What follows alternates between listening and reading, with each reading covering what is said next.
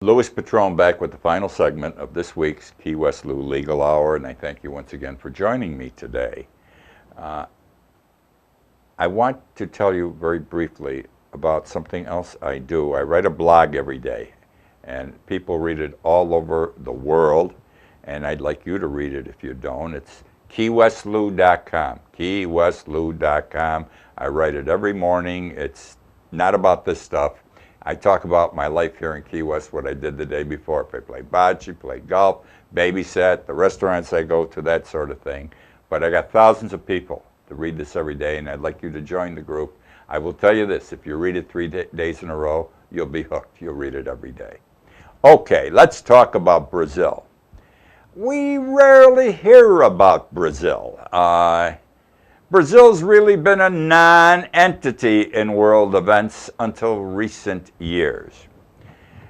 Brazil is a big country today, not land-wise so much, economy-wise. They're in good shape financially. Their economy is booming, big time. Better in many respects than our economy in the United States, but that's easy today.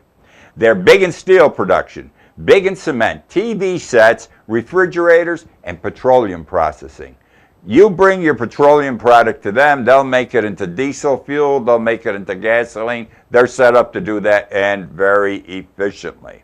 To show you how big Brazil has become, their foreign investments, how much they're spending outside of Brazil every year, their foreign investments for the last several years have been $30 billion a year. $30 billion a year. Now I contrast it to the United States. For the last 10 years, our foreign investments have been $2 billion a year each year. They do $30 billion in foreign investments. We only do $2 billion. Need I say more how big Brazil has become? And they are our friend. They never bother anybody. They're our friend. They love being the friend of the United States. And I would assume we enjoy having their companionship in that regard. Well, Edward Snowden came out and said, you know, the United States government is bugging everyone's telephone calls now, your emails, and foreign governments and so forth. And he specified that Brazil, that the United States government, our government, is bugging.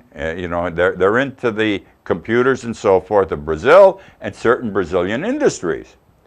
Well, Brazil's upset about this. You know, I'm not a little kid on the block. Don't knock me around, man. I'm there. I'm working hard. It's none of your business in any event, regardless of how big I am.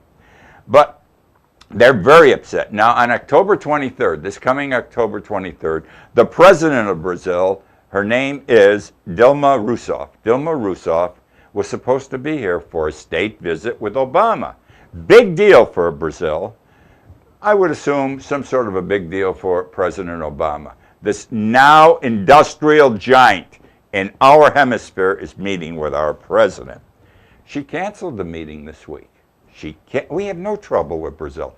She cancels the meeting. She says she is insulted personally.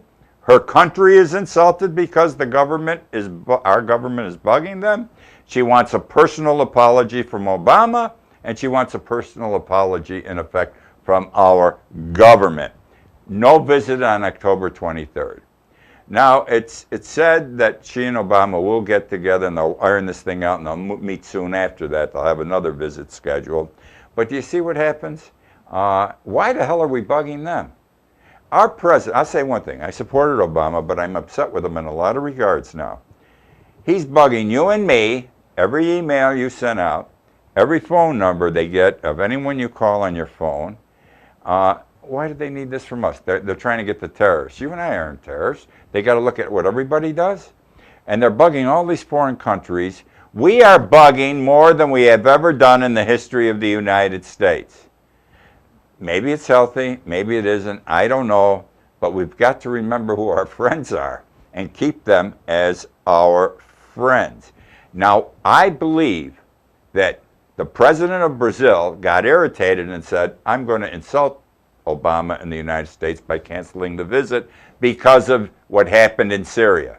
We drew the line in the sand. We were supposed to go in, and then we didn't go in to get rid of certain things. And the whole world said, Obama blinked. The United States blinked. And I believe this. We avoided war, but we blinked. And this emboldened, I believe, emboldened other countries and other peoples to stand up to us. And it's going to happen some more. Brazil never would have canceled this meeting over this thing. I believe they did because, what, if Syria can get away with something, why can't we take them on? Syria's smaller than we are. We're bigger and more important from an industrial and economic perspective. The United States should not do this to us. We're going to stand up to them. The other countries and other peoples of the world have been emboldened by our failure to drop some bombs, what have you, on Syria. This I did not believe. Canada and Muslim women. Security's big time all over the world. You want to fly any place, you got to go through all these machines and everything else. And you can get patted down. Now they seem to pat me all the time. I don't know why. Make a long story short, in Canada, if you are a Muslim woman and you're wearing your burqa, the burqa, you know, the black thing, it covers everything, including your face, like this. You're a woman. You don't have to show your face. You don't have to show that your face goes with your identification that was handled to security at the airport. Okay? On religious grounds they do this. And recently 7 women went through security in Canada, and they didn't have to lift their veils, and they didn't have to talk to security because apparently Muslim women are not supposed to talk to strange men, and there was a man with them who handed in their passports and showed their IDs, and he did the talking. The women couldn't talk. Why can't one of these women be a man?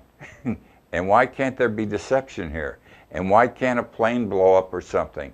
You say, well, why? It wouldn't happen. Well, let me tell you, it happened. It happened this past year in London at Heathrow Airport. A fellow by the name of Mustapha Jama, a known terrorist who was wanted for the 2000 murder of an English constable, okay, went through customs in Canada, went through security in Canada, dressed as a woman with the burqa. They thought he was a woman. He had false ID. They never looked at his face, never compelled him to lift his veil. And he got on the plane and escaped to Somalia. It happens. It can happen again to our detriment. They shouldn't do it in Canada, and no one else should pick up on this in the rest of the world. Larry Summers. Larry Summers was up to be the chairman of the Federal Reserve. Very smart man. He withdrew this past week. He says, I do not wish the president to consider me any further because I think he knew he was going to lose. I'm glad he's out of the picture. I'm going to tell you why. I do believe our president made a mistake. He's helped the economy. We're coming back. But a big mistake he made was he went the way of the banks at the time he came into office. Now, the banks are the ones who got us in trouble. And what did he do? He helped the banks. And here we are, what? How many years later? 5 years later. The banks are thriving. They were going out of business. They're making tons of money. Their officers are making a hell of a lot of money, $20, $40 million a year bonuses. But the people on the street aren't making any more money. The economy continues to go downhill. The banks are the 1%. The rest of us are the 99%. Larry Summers is the one who pushed that program on Obama, support the banks. He would have continued to do so. Wrong for us. End of the show for this week. Thank you for joining me. I'll see you next week.